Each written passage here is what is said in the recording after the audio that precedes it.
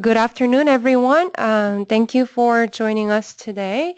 Today, I would like to introduce you to Andrew Dahlmuller. He's an engineer at Wilson and Company, and the topic that he's going to cover today is the design of post-tensioned straddle beam using MIDAS civil construction staging. Um, every materials are there for MIDAS. And the MIDAS civil that he's going to discuss about how he was able to use it for the straddle beam design. It's actually a finite element analysis software that is capable of handling bridge or general structure and underground structure in 2D or 3D format, and for any type of structure, including concrete or steel, and regardless if it's for superstructure or the substructure or the underground portion of the structure. And during the seminar, if you have any questions, please feel free to submit it using the questions box in the GoToWebinar tool. You can find the questions box at which you can type in your questions and let us know. All the questions will be summarized and answered at the end of the seminar, so that, if you don't see any answer, don't be disappointed. Just give us some time. And all the PDH certificates for attending the seminar today, they will be updated on MIDAS webpage. And an email notification will be sent to you. If you do not receive anything, you can let us know, but give us about a week of time until you are confirmed and notified about your certificate. And at the end of Andrew's discussion, I will be covering the questions together with Drew, and also briefly introducing the following up questions. Okay. Now, please welcome Andrew. Let me make him the presenter.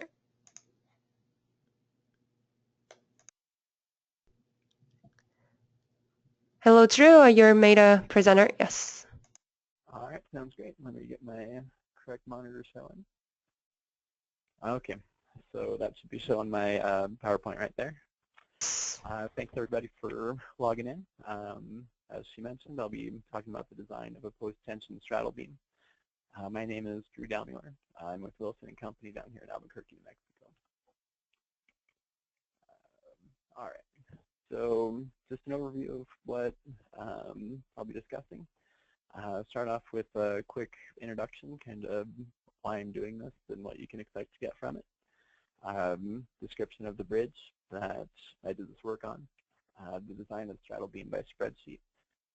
Talk about it a little bit in various points and actually open it up and show you that spreadsheet.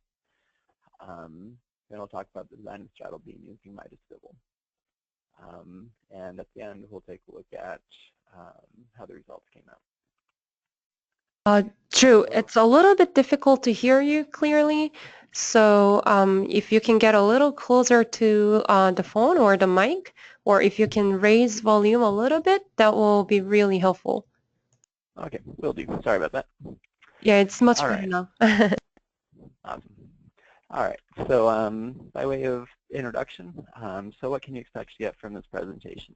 So hopefully you can gain some greater insight into the use of construction stages in MIDAS civil. Maybe some considerations for the design and modeling of a post-tension member built in stages. How to include various parameters in MIDAS civil, including post-tension losses. And I'll mention some of the different boundary conditions and member types that I used. And how to ensure that locked-in stresses are properly carried through. In addition to that, these webinar series, you can get a PDH credit for attending. All right, so now the bridge. This bridge carries State Highway 92 over the Union Pacific Railroad near Delta, Colorado. Originally, this was an at-grade crossing to improve flow through that area and safety. DOT decided to bring the highway over the railroad. The superstructure we ended up with was a 4-span pre-stressed girder superstructure. The end spans were 130 feet. The middle spans were 150 feet each. We used 7 Colorado BT63 girders, simple for dead, continuous for live, and superimposed dead load. Our deck width was 43 feet out to out, 40 feet of that available to for the travel way. So we had 1.5 foot barriers on each side.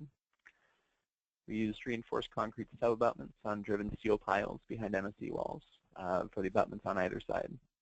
Piers 2 and 4 were fairly common type, reinforced concrete columns and pier caps on reinforced concrete caissons. And Pier 3 is the one that this webinar focuses on. So we had reinforced concrete caissons and columns. But the straddle beam was a post-tension member. The straddle beam allowed for getting adequate clearance over the railroad while minimizing the required earthwork and retaining walls. Since we were building up from an at-grade crossing from nothing, any amount we could cut down on the structure depth helped reduce the overall earthwork that was required and the MSE walls that were required. So here's just a plan view. Talk about that real quick. So we have our embankments on either side, our typical piers 2 and 4 here. Those were the reinforced concrete superstructures or substructures. Here, the center pier is the one that we're focusing on. So this spans over the railroad. And the thing that kind of drove the need for this is this high skew with respect to the highway. So the distance over which we need to span over the railroad was pretty significant. Plus, they have they require their vertical clearance 25 feet to either side of the track. Here's a profile of the bridge showing our span length. As I mentioned before, 130 feet for the end spans, 150 feet for those middle spans. Showing our abutments, the piers 2 and 4, and our straddle beam. Not much else on that one. In terms of typical section, here's one at one of the conventional piers. Shows our cross slope. It varies at the end of the bridge. We have a spiral curve that starts on the bridge. There wasn't enough room to push that off. And as a result of that, we also warped the cross slope. So it's kind of interesting working with that and getting the haunches and the bridge geometry to all work out with that. We had an 8-foot deck, and this is kind of the layout of our piers 2 and 4. And then on this side, it shows us pier 3. So this is our post-tension straddle beam. We pretty well centered this bridge on that straddle beam, making, I guess, maximizing our clearance over that railroad. And that's pretty much it there. We had 4-foot columns and 60-inch caisson below the straddle beam there. Plan view of the straddle beam. We're 7 feet wide. The middle stem was 3 foot 2 inches wide. The ledges on which the beams sat were 1 foot 11 inches wide and 2 feet thick at minimum. So here we had these end blocks were poured at the beginning. This is where we have our anchorage zone. So this is fairly heavily reinforced in here and in here. And we wanted to minimize any construction joints we had going on in there. So we didn't maintain the T-shape all the way across, the inverted T-shape. This was all poured together. Okay, our total length was 62 feet. Our span length from center column to center column was 57 feet. And here's an elevation of the post-tension straddle beam. Again, our 2-foot minimum for the bottom slab, although it does get thicker. Built up grout pads to make sure they're hitting the elevation right to set these girders. At the top of these columns, we tried to make this act as much as a pin as we could. So we have expansion joint material here and here. Same thing on the other side. And for most of the length of the straddle beam, it kept the same slope as the deck of the bridge at 4% cross slope. But then once we got to the exterior girder, we flattened it out. So this is horizontal to the earth. And that's just to keep water from wanting to sit on that deck edge. Here's the reinforcing of the straddle beam. So up here shows our stirrups. Down here is our ledge reinforcing. We had steel coming out of the column. You'll be able to see where that's coming in a little better on the next sheet. And then just reinforcing through the diaphragm. Here you can see where the post-tension ducts are at the end and at the middle. So you can see how those kind of vary along the length of the member. Down here we can see a top view of that end section where we have all of the anchorage devices and that reinforcing coming up from the column and the bursting steel and all that. So it's fairly congested in there. So that's why we drew it out to make sure everything was fitting in there well.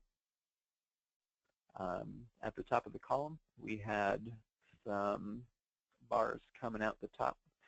We wanted it to act as a pin for the straddle beam portion, but perpendicular to that, we were wanting to resist those moments. So we put those as close to the center of the column as we could and buttered them up to resist all those moments. So that's the acting in, this thing wanting to turn to torsion, and for the longitudinal loads of the of traffic. All right, so at the time of design, MIDAS license was not consistently available to me. I had a colleague who was working on doing some seismic modeling in the software, so I ended up performing the design using a large spreadsheet. The spreadsheet consisted of one tab for each construction stage, including steps for adding new structural components, aging the concrete, and the placing of additional load. This was necessary to ensure that the locked-in stresses were correctly accounted for. So whatever loads you put on the base structure before we add in the diaphragms or the deck, that's going to cause a higher stress in that member than if you had these other things added in. And that stress is going to be locked in once these other elements of the straddle beam become composite. So to account for that, had to go through and work the construction stages. This allowed for developing a better estimate of post-tension losses as well over time, making sure that those were acting on the appropriate section and making sure that they were calculated correctly by using the correct cross-section. A summary sheet was also created. From this sheet, I could adjust various parameters. So that was very useful during the design. I could change the profile of the post-tension tendon. I could change the number of strands within the duct. And I could change the longitudinal mild steel that was running through there. Because I did rely on that. A little bit to keep the stresses down in the member. The creation of the spreadsheet was very involved and required a significant time investment. So I'd say that took a few weeks putting that together. Not necessarily that was a bad thing. But I definitely learned a lot about post-tensioning and thought about some things that I probably wouldn't have thought of as deeply had I just thrown this directly into the software. But next time around, I'm definitely going to use MIDAS. We'll say that. Once completed, my spreadsheet facilitated design well, since adjustments could be made from the Summary tab, making it relatively simple to determine the required post-tension quantity and tendon path. So like I said, I could adjust those things from the summary screen, and my stresses would be updated automatically. Once the design was established, there were some aspects of the calculations that I needed to verify and adjust, such as friction losses and anchor set, mainly the anchor set, when I was changing the profile of the tendon, because these were not programmed to update automatically. All right, so now we'll take a look at the actual spreadsheet. So here is that summary sheet. So the way it's laid out, I have compressive stresses in this section, tensile stresses here, and the strength calculation summary here. It's laid out by location within the member. So bottom of slab, top of diaphragm, and top of deck, basically. And then it's laid out with all of the 13 construction stages. The reason these numbers here are red, usually not a good thing to see on a final spreadsheet, but the stage 1 is kind of a maybe a fictitious kind of stage. That's assuming that all of the tendons are being jacked simultaneously, so that's not real. So once you step over to stage 2, that's once anchor set has occurred for all of them. So worst case, in reality, you're going to have 8 of these are going to have set. You're going to have your anchor set. They're going to be have that in place already, and then 1 is the last one will be jacked. So, all right. So you can see this basically this pulls the numbers from these bigger spreadsheets so that you can overview everything real quickly. Over here on the side, these are the parameters that I can change. So I can change the number of strands per duct in tendons 1 and 2. So I can change that. And okay, I'm overstressed and tension over here. And I can change the profile. So if I change that, then I'm getting overstress and compression over here. So I was able to change those as appropriate to get a final design, and then work through and make sure everything updated correctly. So we'll take a quick look at a couple of these different sheets for the different stages. So this sheet shows stages 1 and 2. So stage 1 is everything jacked completely, to their highest stress. Stage 2 is after anchor set has occurred for all of the tendons. Up here at the top, we have the length. We have, this list gets longer as we go through the stages.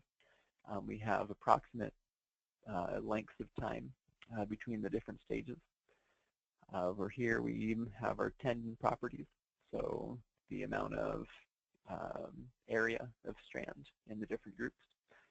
We have our mild steel in these 3 sections. And then we have the properties of the slab and stem portion.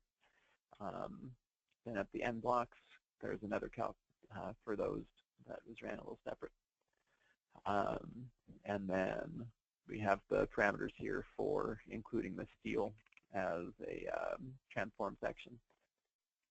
Here's material properties, the weight of the member at the stage, the length, the span length, and then it comes down here to calculation.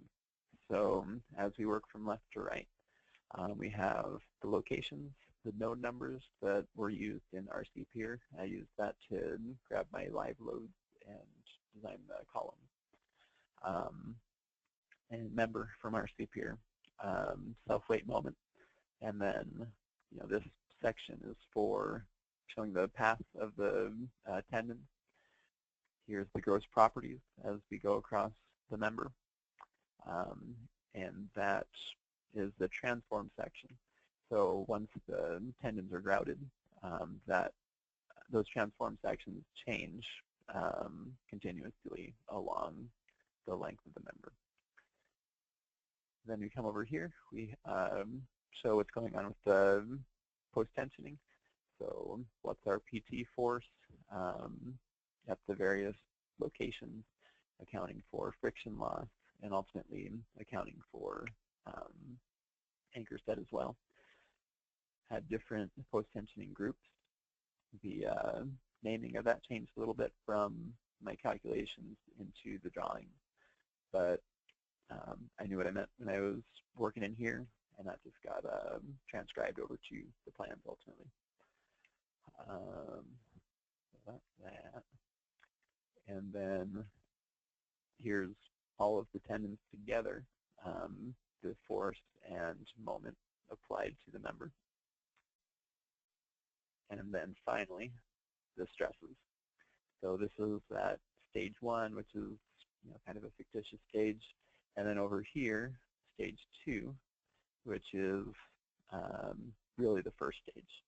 So here, we're right below our limit down compression, and in tension, we have a little bit of leeway from 49 to 509. Also had strength calcs in here and deflection calcs. So a lot of different things that this sheet is doing. And all of this is done basically automatically once you get your model into MIDAS Civil correctly. Down here is where I did all my calcs for anchor set.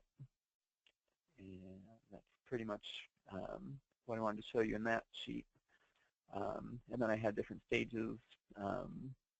I like to separate the concrete aging from adding any kind of load.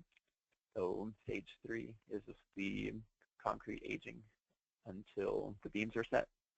So we add a little time, and then down here we have our shrinkage, creep, and relaxation calculations. Those are incorporated into the member, and then we have a, where to go? We have a table showing the change in the moment from the prior stage. And then whatever change we have is applied to the current section properties and added to the last stage's stresses. So as the cross-section changes, so here we have the diaphragm, it becomes active. Then those, we have diaphragm weight, so that's still on the base structure. Once the diaphragm is hard, then anything added thereafter is added to a bigger cross-section and therefore smaller stress per unit moment. All right, so now we'll jump over to some of the other tabs. Calculated the ledge reinforcement that was required. So that requires the horizontal bars in the ledge itself from the bottom. Requires hanger bars within the stem, and that was fairly significant. Those hanger bars were carried over into the shear design. So going left to left, or left to right, all the calcs are performed, determining what the shear is, what the torsion is, what shear steel is required, if torsional steel is required. And then at the end, everything was added together. So we have the hanger bars steel, the shear steel is required, add that together and figure out what the spacing needs to be. Diaphragm steel, considered the positive moment that can potentially develop. That's the ASHTO check for members that are, for pre-tension members that are simple for dead and continuous for live and superimposed dead load. And then also just the calcs for strength and minimum steel in the diaphragm for the horizontal and vertical bars. Made a spreadsheet for the anchorage design, getting everything ready to develop a strut and tie model and solving that truss in here. And then this sheet I put together to determine what an acceptable stressing sequence was. If you've worked with post-tensioning before, you know that the sequence can be a significant matter. You got to make sure that you're not overstressing the member as you apply the post-tensioning, which you could do if you decided to, just work up one side and put in all of that post-tensioning. Well, that's going to be developing some out-of-plane bending in your member, and thus adding to the stresses that it experiences. So what I did is I put this together so that the X means that the tendon is there. And if you take that out, then it's no longer showing that it's there. So once you take that one out, well, that was definitely not the last tendon we put in, because if you take that out, we get overstresses. So worked through this and figured out this order of stressing works without developing any overstress in any corner of this member. Loads that came from RCP or caisson length was calculated here, and then the shear strength of the columns and caissons were checked and designed in here. All right, so now we'll jump back into the spreadsheet, or PowerPoint, sorry, and talk about doing this in MIDAS Civil. So that's why you're here, right? So I'm trying to spend a little more time on this side of things. All right, so as a result of being approached to offer this webinar, I developed a model in MIDAS Civil for the straddle beam. Using the software, the stresses in the concrete can more easily be computed for the various construction stages that Spreadsheet took some doing to put together and to verify and all of that. Once you get this in the MIDAS Civil, you get these similar results, and they come a lot easier. So I'll tell you that, that spreadsheet took me a few weeks to put together. In MIDAS Civil, putting this together for the presentation, I put it together in, I think it was 4 nights between when the kids went to bed and when I fell asleep on the keyboard. So that was probably about a day and a half of work, if I were to do it here in the office. So again, not everything's in it, but that's definitely a real strong start. All right, so model requires entering the structural components, loads, and post-tensioning appropriately in order to properly calculate the forces and stresses. And the reason I'm saying that is because model I put together uses construction stages. Building the construction stages, you're taking different, let's see, what do they call it, member groups, I guess element groups, boundary groups, and load groups. You're adding these and subtracting these in the various construction stages as you go forward. So you need to make sure that all of your elements and boundaries and loads are assigned to the appropriate group. All right, so construction stages feature must be used to obtain proper calculations for creep and shrinkage and to account for your locked-in stresses as your various components are added. So you've got to make sure you're calculating stresses on the correct member as you're adding these loads. As a result, you want to ensure that everything you create is in the correct group so it can be activated at the right time. And reasonable estimates must be made concerning the timing of placement of all members and post-tensioning. And that's a little hard to do up front, getting a good feel for what the contractor is actually going to do. In practice, he wants to, he's generally going to want to get the thing together as fast as he can.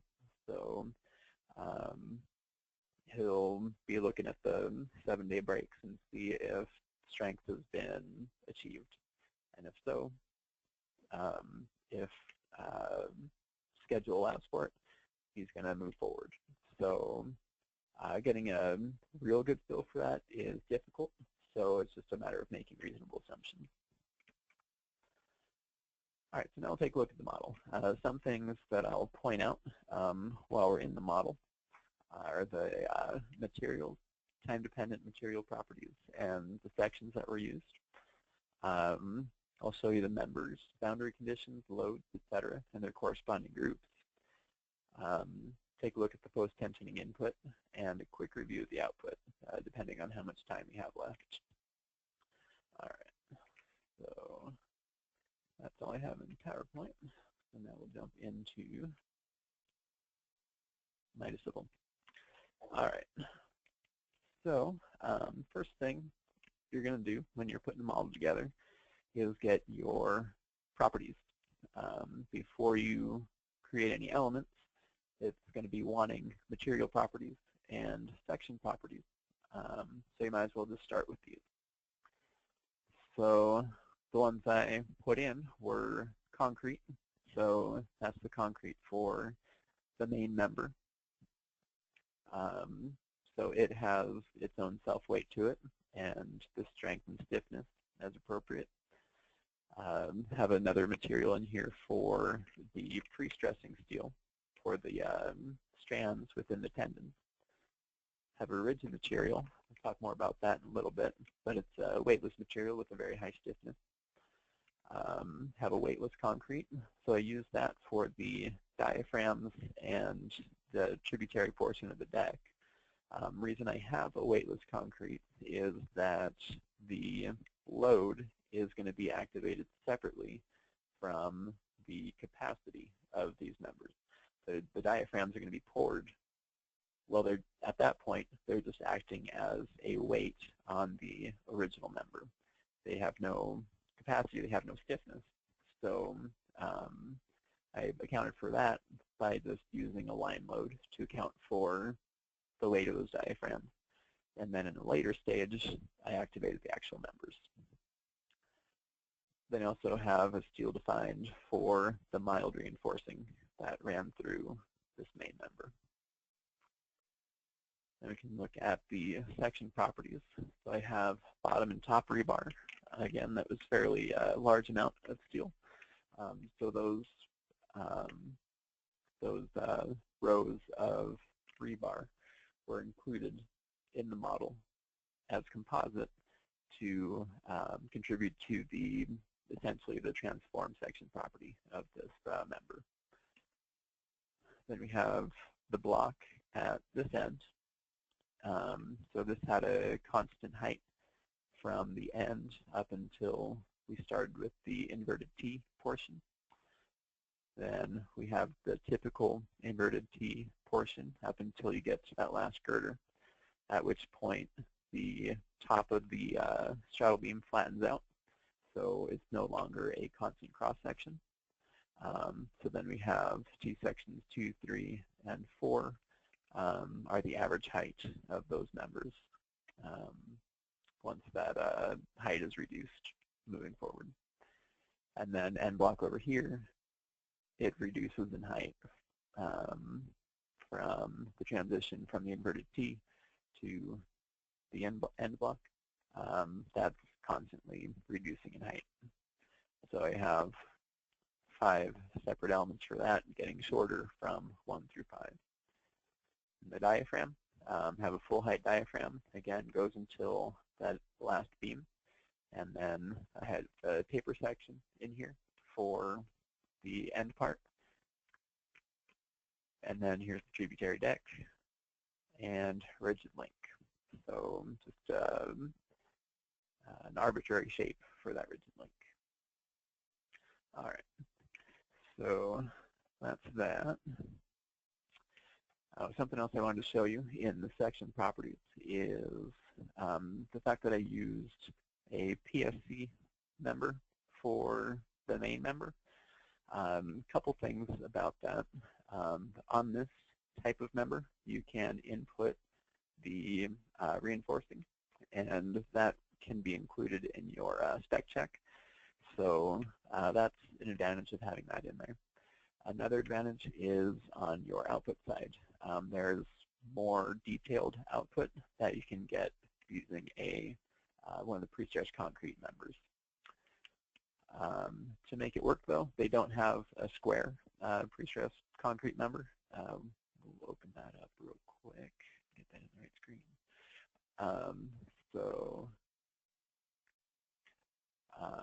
These are your choices on the PSC tab. So you have your different box girders. You have basically pieces of a box girder.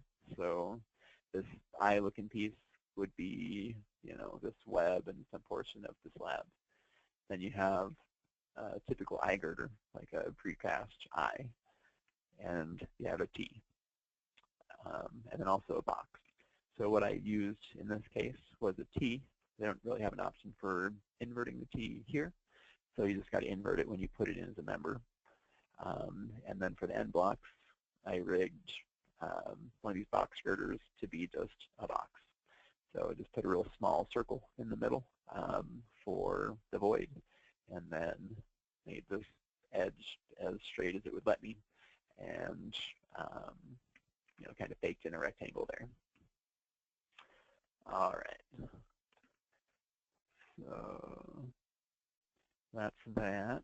So now we'll take a look at the main member that I put in. So take away everything else and take a front view. So you can see how the height of that is decreasing as we get towards the end. In reality, this thing is on a cross slope of, follows the cross slope of the bridge at 4%. So this is horizontal to the world as opposed to this. But just for sake of simplicity, I put it as flat in here. Let's see, I'm going to do that. So in here, you can see, once I take away the visual of the member section, you can see the line of the elements. So I kept this line at the center of gravity of the member from start to finish. So because of that, and because we had an abrupt change in the cross-section, there was a vertical gap between the end of this section and the start of this one. When putting in the post-tensioning, you have to apply it to a continuous member. So normally, I would just put in a rigid link to make that act as if it were connected already. In this case, I had to use a member to allow for this to be continuous. Another solution would be just to change the offset with respect to the centroid and make this continuous across. I just have a preference for keeping the nodes at the centroid of the member. All right. So then the material that was used on the main member here was the regular concrete. So it includes its own self-weight, and that was activated immediately along with the post-tensioning in the first stage. For the vertical rigid member piece, that's that material property I pointed out that was called rigid. So I just put in something with a really high elastic modulus, and reasonable size cross-section makes it act essentially as if it were a rigid link.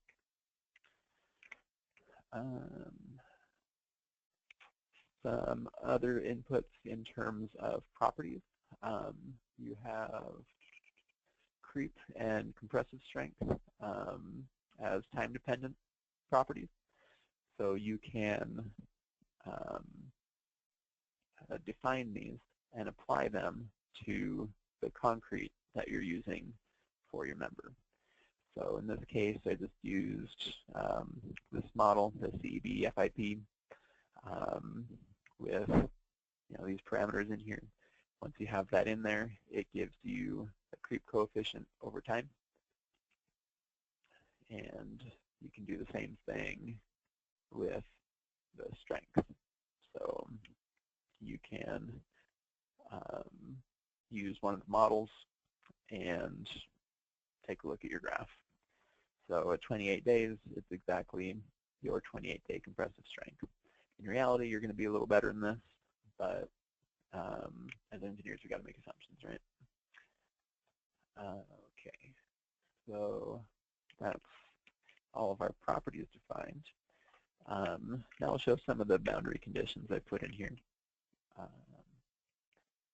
Sorry, before I go into that, I'll point out the structure groups that were created. All right, so we have the base structure. So this is essentially the first pour.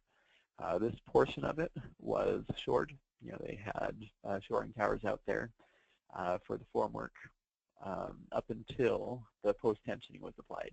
So once the post-tensioning was put in, this thing lifted off, and they were able to get the forms out of there. So that is all in one group because that's going to be activated all at the same time in our construction stages. Then I separated out diaphragms 1 and 2, and the tributary deck, and the rebar. So those are all put in at the elevation they need to be in, and I'll show you now how they were attached to the member. So here we'll take a look at the base structure and the diaphragm, and we'll take a look at the stem to diaphragm composite boundary condition. So these are rigid links from the diaphragm elements to the main member. So that makes it act composite with the main member. Similarly, the base structure and the tributary deck, you can activate those and take a look at those boundary conditions. So we had rigid links acting between the main member and the tributary deck. Same thing with the rebar. So take a look at that, and then the rebar was attached to the member or made composite with the member using these rigid links. So one rigid link from centroid of the member up to centroid of the steel, and then down to the centroid of the other steel. It's important that these are put into groups, as I mentioned earlier, as we take a look at the construction stages. You kind of make things exist in these different stages, and you want to make sure that you're activating what you think you're activating. So if for some reason you're missing this member in the base structure group, well then your structure has a hole in it and your results are not going to come out. Good thing with MIDAS Civil is that you can check all this stuff visually. So you can go through your different stages and see how the structure gets built up as you work through them. All right. The one boundary condition I didn't show you was the supports. Nothing too special there. Just acting like they're rigidly fixed against the things that they resist. So this is only a pin in the about the axis that allows this straddle beam to be a simply supported member. This one is free in more directions. These supports, I do have them fixed for, this moment, the torsion of the straddle beam, and for, I guess, what would be torsion of the column. So those are going to give calculated forces, which you can then design for in the column. So that's all those. Some groups. Quickly show some of the loads that were put in. Didn't do anything real fancy with that. I just had my static load cases for the post-tensioning tendon, and then line load representing the weight of the diaphragm. And point loads showing the weight of the girders themselves, their self-weight, and the weight of the deck. And then we also had the weight of the wearing surface, barriers, and live load.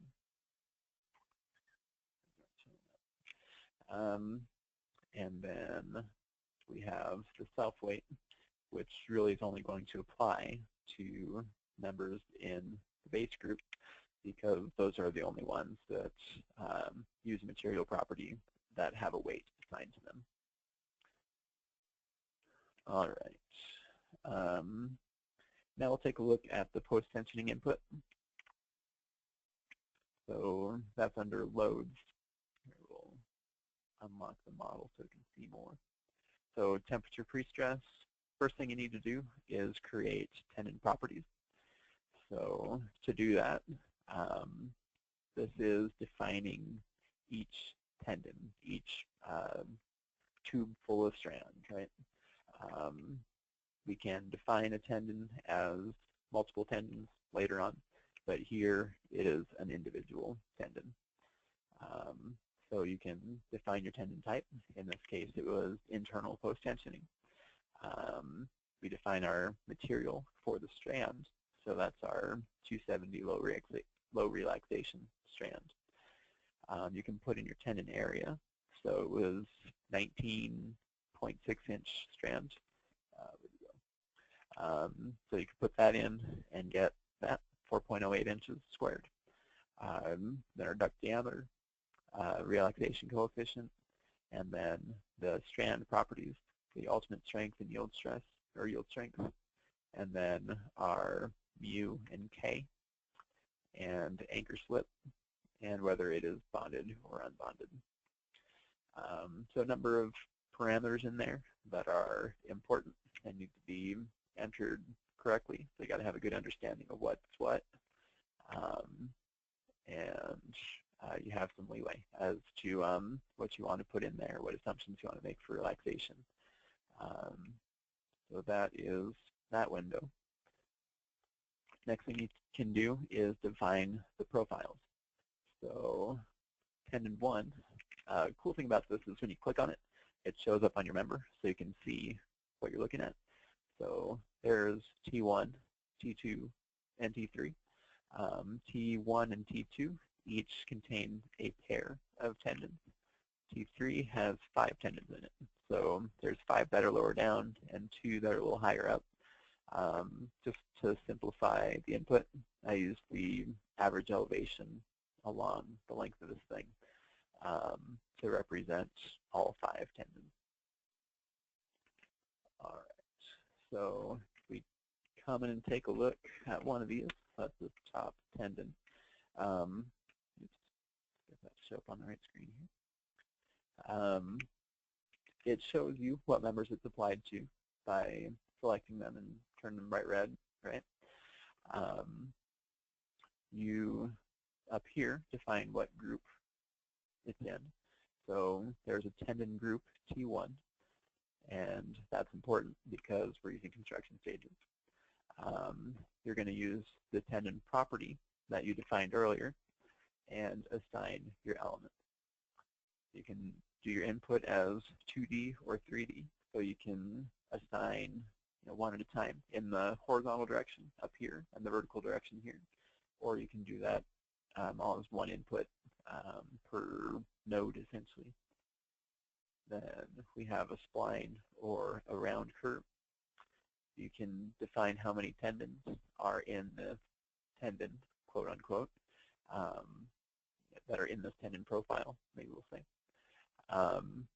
Transfer length if you're doing a pre-stress type member. And then you can say whether you're doing straight elements or curved here. So you define just a straight line along the middle for the horizontal, because these things are going to act basically straight. And then down here we have a vertical profile. There's a way to put your radius in there. And once you come to final design, that's very much a good thing to do to make sure that the stresses in this area are being accounted for correctly. But just for the demonstration of this, I made it straight segments connected to each other. So you're going to get a whole lot of friction loss right there. It's basically as if it were an external post-tensioning duct, right? You just have your big friction loss right there, and then the wobble friction throughout. So that's defined, and then you define where the insertion point is. So I based all of this on 0. So then each of these Y or Z elevations are the distance from the bottom of the member. So just got to watch for how you define these, what they're relative to, and how you insert them to make sure that it is what you think it is. And then the final thing on the pre-stressing side or the post-tensioning side is to look at this input here. So this is where you're actually making sure you have a load. So you have your different tendon groups. You can tell it that you're applying post-tensioning either at the end or at the start or finish. I guess this would be the beginning here. This would be the end here. So if you're doing two-side stressing, then you would put the degree to which you're stressing on either end. And here you can put which side you're starting with. You can define it in terms of stress or force. I chose to put the stress in there. And then you can define each of these tendon profiles, these tendon groups, separately. All right, so that's post-tensioning. And then now we'll take a look at the construction stage input. So this is very important in this kind of member where you're adding to it over time and counting on those additional pieces for further loading. So here at stage 1, we can take a quick look. So in stage 1, I added the base structure and the rebar. You can say how old that concrete is when it shows up in the model. You can define your boundary groups, or I'm sorry, you can activate your boundary groups. So here I'm putting in the support and the rigid links between the rebar and the member to make that rebar act composite with the member. And then adding in the loads. So the post-tensioning, really, once the post-tensioning is in this thing, is the first that it's seeing any load, really. So I put in the post-tensioning and the self-weight at the same time. And the reason the self-weight is not acting on this until the post-tensioning occurs is because we have the shoring towers holding up this whole member up until you post-tension it, then it lifts up off of the formwork. And then here I separate out aging, so I'm not adding anything or subtracting anything.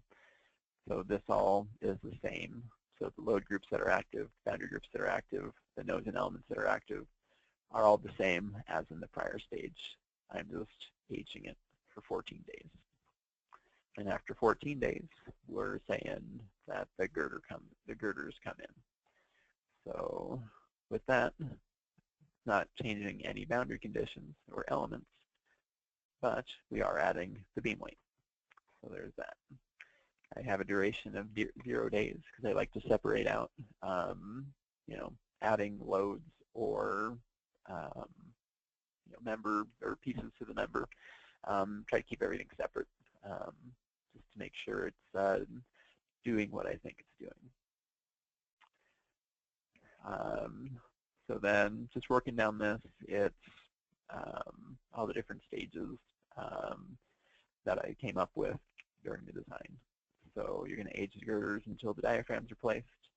you're going to place the diaphragm weight. The diaphragm has to set for a bit before they become active. There should be a time step in there. So then they become active there, and then you age the concrete until the deck is placed. So that's while they're putting up their formwork and tying rebar and everything. And then you put in the deck weight, then age it for some time, and then the deck becomes active, becomes a composite member with the straddle beam. And then you age the concrete some more, add your superimposed dead loads, add your live loads, add, then you age it for the long term, and then you put your live load back in. So I took the live load out, looking at the long-term effects, because those are transient loads, right? So you don't want to include your creep and shrinkage and everything. You don't want to include your live loads in that. So here, I believe it should be that we are deactivating the live load. All right. So model's already run. Can change anything, so my results are still there. So we'll just run through some of the outputs that are available to you for the next few minutes here, and then I'll take some questions. So first thing is we'll look at the beam stresses. So here we'll get over to the results. And stresses. And you have different options for what you can look at. You can look at beam stresses. You can look at beam stress diagram. So the beam stress is like a heat map. Gives you different colors for the level of stress throughout the member. I like the diaphragm a little better because you can see your numbers a little better and see the variation a little more clearly. And then you have beam stresses for a pre-stressed concrete member. So this is coming back to why I chose to use a PSC member instead of just a typical member. But first we'll look at the diagrams, the stress diagrams rather.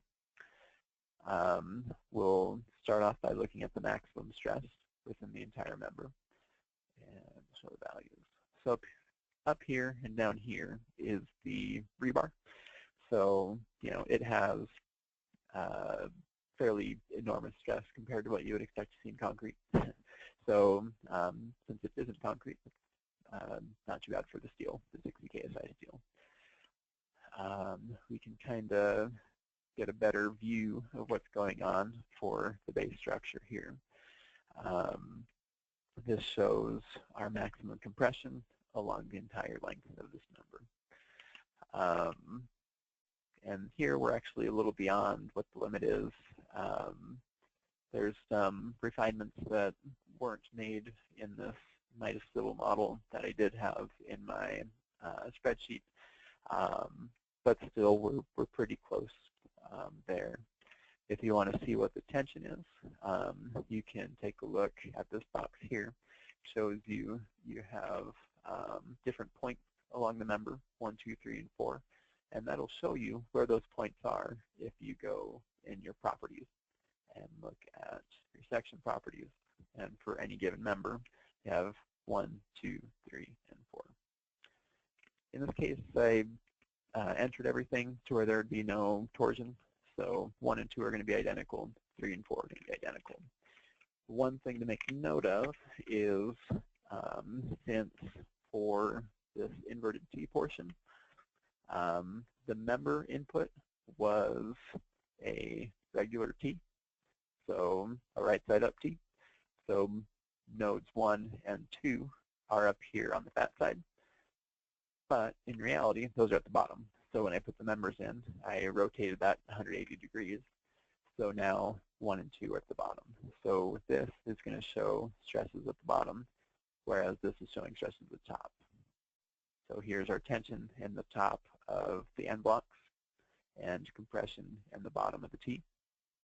As we go to 3 or 4, we can look at tension in the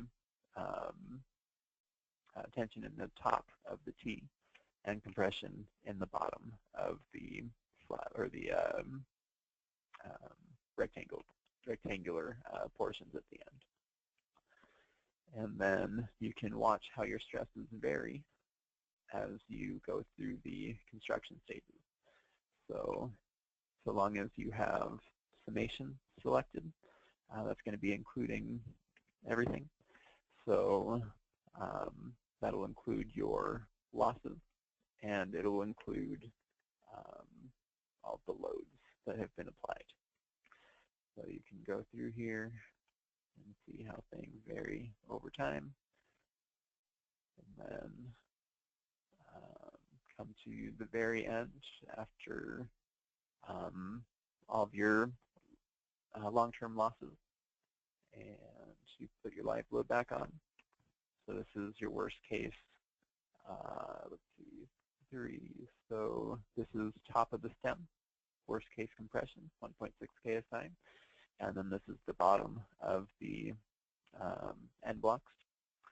And then we take a look at the flip side. We're a little bit into tension through the middle there, but not too bad. And then it's all in compression aside from that. Okay, I'm coming short on time, so I'll hurry up a little bit here. So additional results you can look at are stresses here. So you can have more points defined along a PFC member than you do some of your other members. And you can look at the different components of stress more clearly. So these are all different stress components that you can take a look at. Another thing to show is tendon losses. Make that kind of convenient here. As they're post-tensioning, they're going to want to know what our expected elongation is of the tendon. So that's what they should expect to have feed through as they stress to full stress there. This is probably from 0 to 100%. When they actually do it, it's going to be 80% of that because they're going to stress to 20% and seed it, and then work through and do it. So you got to make sure you're accounting for that.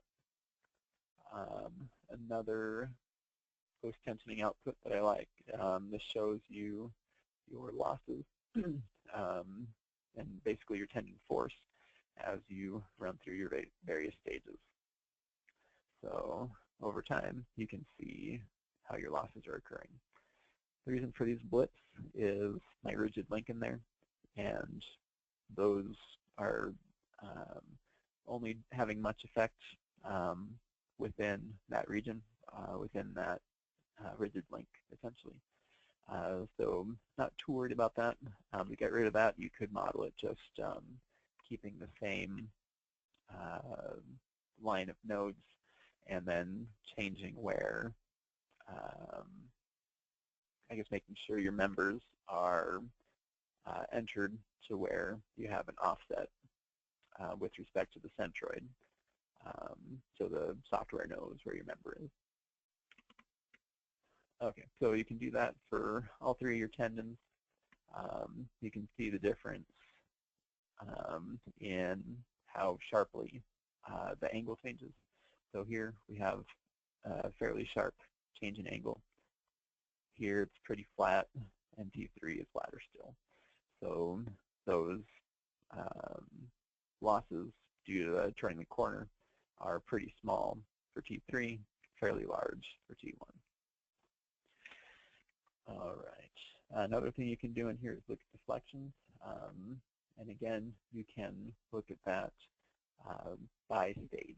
So that's a useful tool as you say you want to look at your screed elevation.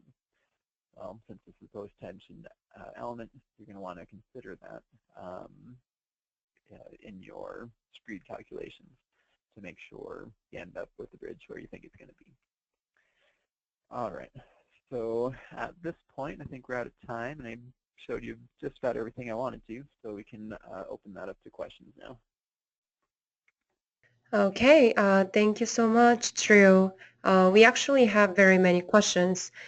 Um, If you cannot stay for the Q&A, all this Q&A summary will be uploaded on our review page, and the review page link will be sent to you in our usual follow-up email. And these are the first set of questions. Drew, can you see it? Yes, I can. Okay.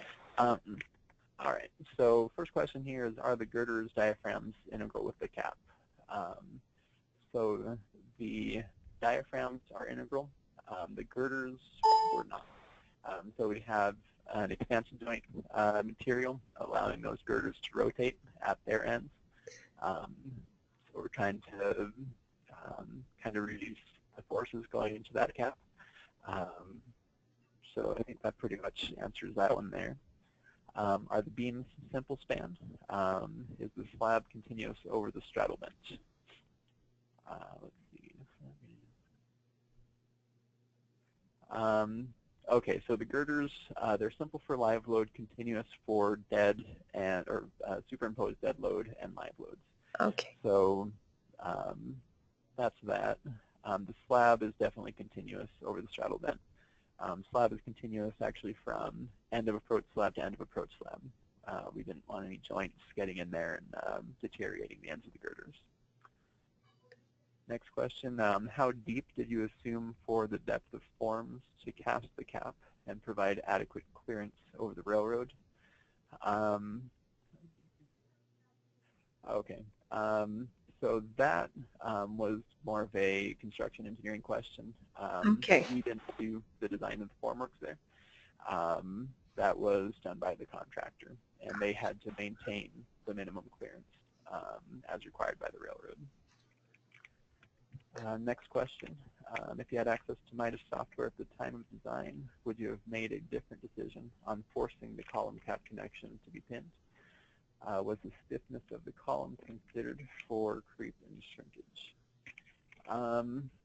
So the stiffness of the columns was not really considered in creep and shrinkage. That definitely would be a good refinement to include, doing this again. And then in terms of pinning the column to the cap, that was driven in large part by, we were just getting fairly major forces if we were trying to make that a fixed connection, and the steel required just wouldn't fit. Because, if you're getting a significant negative moment at the end of that pier cap, you're trying to run all those bars, trying to thread them through your anchorage devices, and it was just too congested to really get in there and do that. Next question, did you model the resistance of the columns to the post-tensioning? Again, I didn't have the columns in the post-tensioning model. Okay.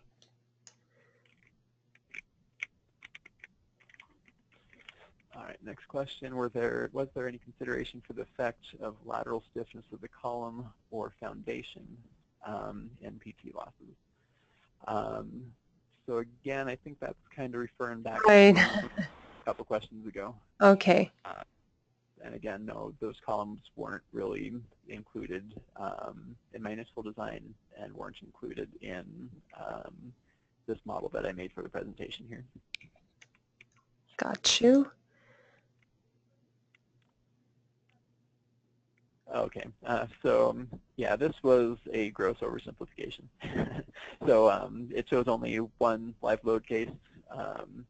So if you're actually doing the design in MIDAS Civil here, you could run a moving load. That might be the easiest thing. Otherwise, you can go in there and figure out where you would want your axles to maximize the force effects. On the side, it's actually a function that not a lot of people are very familiar with, but there's a moving load code called transverse. And this moving load code, it's not AASHTO or it's not bound to any code, but basically what you can do is you can actually select the lateral member, like pier cap or the lateral deck member, and you can actually define possible like the vehicle loading in the lateral direction. And using this transverse moving load code, you could actually have the program configure the locations of the vehicle. And by setting up this and going to the result and reviewing the result in the moving load tracer, this moving load tracer will actually allow you to trace down the location of the vehicle loading. So, Drew had a simpler assumption, but if you have very wide bridge, if you need to consider multiple scenarios, if you need the program to do the iterations for you, you could actually utilize this moving load code, the transverse moving load code. Okay. All right. Then how do you model bonding between rebar and concrete? uh, So that was the, I'm sorry, go ahead. oh no, sorry. Go ahead, please. Just have a couple Uh, side note to add after. okay. So what I did, I put in the rebar, put in an equivalent area, and put them at the location where the centroid of the rebar ended up, and I ran a rigid link between that and the main member. So that is what I used to make that steel composite with the main member. Okay. Next thing is how do you take development length of rebar and transfer length of PT strand into the model?